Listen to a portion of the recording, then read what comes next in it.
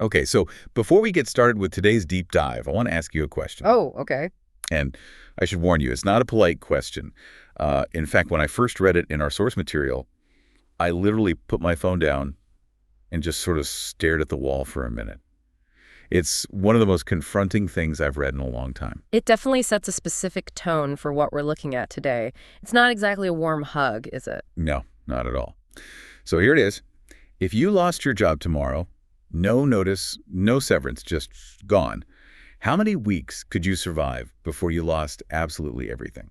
It's a terrifying thought for most people, and the source material we're covering today, which includes some really biting analysis from Alpha Intel, argues that for the vast majority of people, that answer is measured in days, not even years. Right. And you have to be honest with yourself for a second. I mean, look at your clothes, look at the car in your driveway, even just your Instagram feed.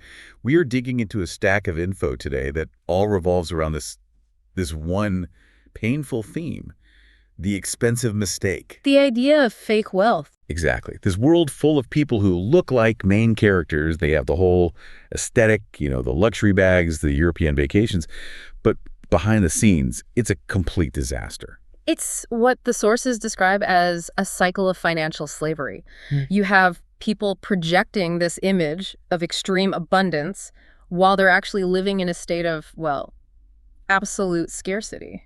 And so the mission for this deep dive is to really unpack why we do this. Why do we spend money we don't have to impress people we don't even like? And it's not just a mindset thing. I think that's important. We hear that a lot, just be more disciplined. Right. But we've got some fascinating research here about the biology of spending, like the literal brain chemistry that is working against your bank account. Okay, so we're going to get into the neuroscience of why you physically can't resist a sale. Precisely. And the economic reality of the money in your pocket, which is, frankly, way more depressing than you think, and then a strategy that involves looking broke in order to actually get rich. Okay, let's get into it. We have to start with the basics, because the sources make a pretty bold claim right out of the gate about money itself. They call it an illusion. Now, to me, the money in my bank account feels pretty real when I'm paying my rent. So what are they getting at? They're tapping into the concept of fiat currency. It's a fundamental economic principle, but one that most of us just gloss over. The argument is that modern money is essentially just paper and ink. Which costs, what, a few cents to print? Less than 20 cents to print a $100 bill, according to the data we saw.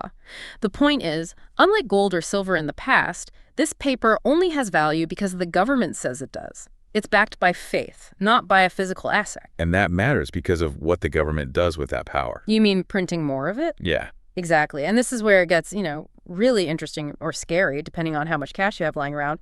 Because the government can print more of this whenever it wants, we run into the monster called inflation. And usually when I hear inflation, my eyes just glaze over. It feels so abstract. But the sources explain it in a way that really stuck with me. Think of it like a pizza. If you order a pizza and slice it into 4 huge slices, you've got a meal. Okay. Now, imagine the government comes in and slices that same pizza into 100 tiny slivers. You have more slices, more dollars, but you don't actually have more food. The value of each slice has just plummeted. So while I'm out there working hard to earn my slices, the government is just busy cutting the whole pizza into smaller and smaller pieces. That's the mechanism. Every second your cash sits in a standard savings account, it is losing purchasing power. It's not a passive thing. The sources call it an active enemy. So it's like trying to fill a bucket that has a hole in the bottom. You're pouring in your salary, but the value is leaking right out the bottom through inflation. Which brings us to the triple loss cycle. This was one of the most compelling parts of the reading for me. It frames the average consumer's life as just a series of losing trades. Oh, I highlighted this part 3 times. The triple loss concept is brutal. Yeah. I want to walk through this because I think I'm guilty of it. Step 1 is trading your time. Right. You trade your real time, your life, which is finite, and you can never, ever get back for this paper money. That's the first trade. You are selling hours of your life. Okay, so let's say I make $20 an hour. I want to buy a new designer jacket that costs $200. So on paper, that's 10 hours of work, but it's actually more like 13 or 14 hours once you factor in taxes. So you've traded nearly 2 full days of your actual life for this paper. That's step 1. Okay, step 2. You take that paper, which, remember, is already leaking value because of inflation, and you spend it on a liability. Fast fashion, the newest gadget, something that degrades. Which leads to step 3. The asset itself dies. Immediately. You walk out of the store with that jacket and it is now used. It's worth a fraction of what you paid for it. Wow. So let's look at the scoreboard. You lost 14 hours of your life. You accepted a currency that is actively losing value. And you exchanged it for an item that lost maybe 50% of its value the second you cut the tags off. It's a triple whammy. Yeah. You lose time, you lose currency power, and you lose asset value. Yeah. When you put it that way, buying a luxury item feels less like a treat and more like getting scammed. And that is the huge distinction the sources draw between the fake rich and the real rich. The fake rich collect paper and liabilities. The real rich collect assets, things that grow faster than inflation. Real estate, stocks, businesses. They're trying to outrun the printing press. But wait, if the math is so obvious, if we know buying that overpriced hoodie is a triple loss, why do we do it? I mean, I consider myself a reasonably smart person, but I still get that itch to buy things I definitely don't need. Why is it so hard to just stop? This is where we have to pivot from economics to biology. Because the sources argue, and the research from Alpha Intel really backs this up, that your brain is actually wired to sabotage you in the modern consumer world. You're talking about the want center. Yes. There is a specific part of your brain. It's called the nucleus accumbens. Sounds like a Harry Potter spell. It does, doesn't it? Yeah. But its function is, well, it's very primal. It's the party animal of your brain. The party animal. When you see a sale sign, or that shiny new product, or a notification for a limited drop, your nucleus accumbens just explodes with activity. It releases dopamine. It's the exact same chemical reward system that lights up when you eat sugar or win a game or, frankly, take certain drugs. So when I'm scrolling on my phone at 11 p.m. and I see those sneakers and I get that little buzz of excitement, that's not me being logical. That's my nucleus accumbens throwing a party. It's a chemical hijack. It completely overrides your logic center. I feel so seen right now. I literally bought a coffee grinder at 2 a.m. last Tuesday. I don't even drink coffee. That was my nucleus accumbens, wasn't it?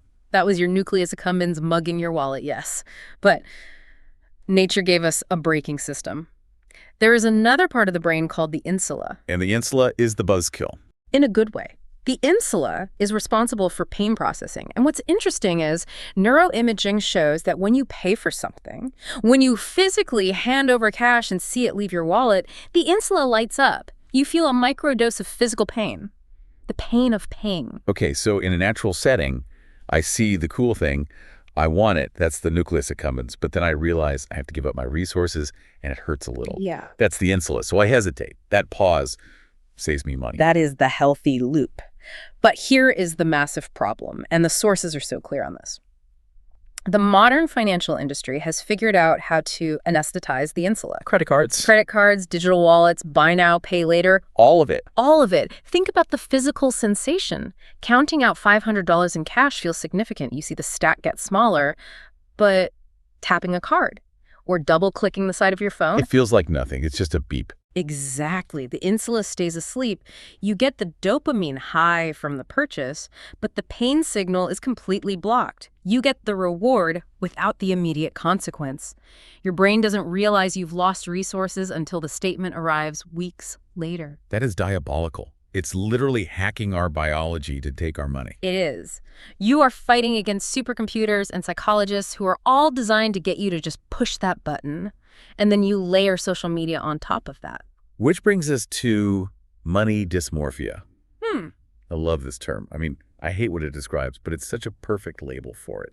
This idea that our perception of what's normal wealth has been completely warped. It really has. We are constantly exposed to these curated, highlight reel lives. You see a 22-year-old influencer with a supercar or someone constantly on vacation in Dubai. It makes you feel financially small or behind. Even if you're doing fine, even if you're paying your bills and saving a little, you look at that and you think, I must be failing because I'm not on a yacht. And that feeling of failure drives the spending.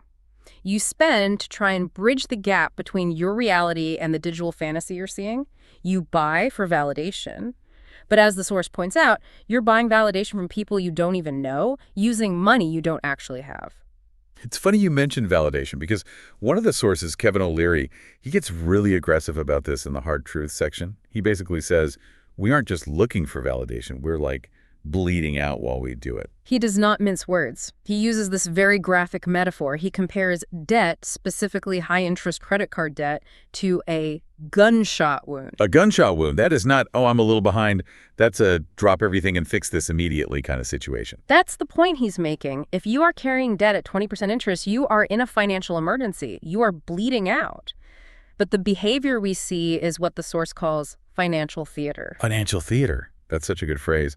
That's buying the $7 oat milk latte while you're drowning in debt. It's pretending you're okay while the ship is sinking. It's the refusal to acknowledge the wound. You're putting a Band-Aid, the latte, the new shoes over a gunshot wound.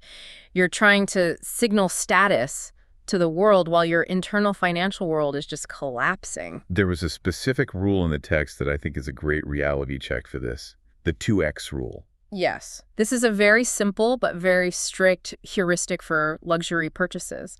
If you cannot afford to buy it twice in cash, right now you cannot afford it once. Oof. That rules out a lot of purchases for a lot of people, myself included. It's meant to. If you want a $1,000 watch, you shouldn't buy it when you have $1,000. You should buy it when you have the disposable cash to buy it twice without it impacting your life at all. If you don't have that buffer, you are way too close to the edge. And speaking of being close to the edge, we have to talk about the car. The source material goes specifically after car culture. And I feel like this is where people get really defensive because we love our cars. The car fallacy. This is where most people destroy their potential for wealth accumulation. The sources call it the single biggest destroyer of middle-class wealth. Because we view cars as assets. Right. Like, I own a car, that's value. But statistically, mathematically, a car is a liability. The source notes that a new car loses about 20% of its value the moment you drive it off the lot. Let's put some real numbers on that. If I go out and buy a nice truck for $50,000, you sign the papers, you drive it home. By the time you pull into your own driveway, that truck is worth maybe $40,000. You just set fire to $10,000 for the privilege of driving it home. and most people don't even pay cash, they finance it. That's the financial suicide part mentioned in the text. You are borrowing money, often at 7, 8, even 10% interest, to pay for something that is guaranteed to go down in value. You are paying interest on depreciation. It is mathematically the worst thing you can possibly do if you're trying to build wealth. Okay, so if the car is a trap, and the clothes are a trap, and our brains are chemically hijacked to keep us in the trap, how do we get out? Because it feels a bit like the game is rigged. The game is rigged. But the sources offer a strategy to beat it. And it's summarized as this: look broke to get rich. Which is the exact opposite of what Instagram tells us to do. Instagram says, look rich even if you're broke. Correct. This strategy requires a fundamental shift in how you view your money. The source uses a great analogy that every dollar is a soldier. I like this visual. It kind of changes the relationship you have with money. Right. Your goal is not to execute your soldiers by spending them on liabilities, sending them to die for a latte or a handbag.